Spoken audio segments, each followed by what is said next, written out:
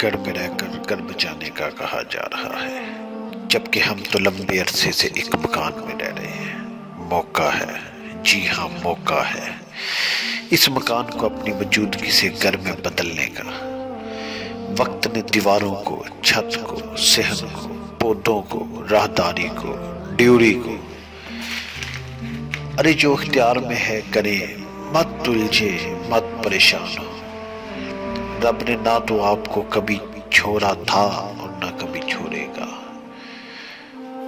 ارے وہ رحیم ہے، وہ کریم ہے، کرم ہوگا انشاءاللہ، کرم ہوگا۔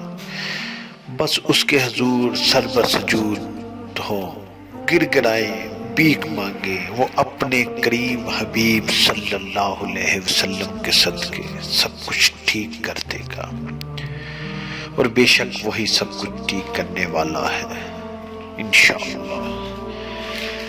اے اللہ، ہم آپ کی پناہ چاہتے ہیں، ہر برے دن سے، ہر بری رات سے، ہر بری گھڑی سے، ہر برے لمحے سے، آنے والے وقت کی آفتوں، بلاؤں، مصیبتوں، پریشانیوں، غموں، فکروں، دکھوں اور ہر قسم کی بیماریوں سے۔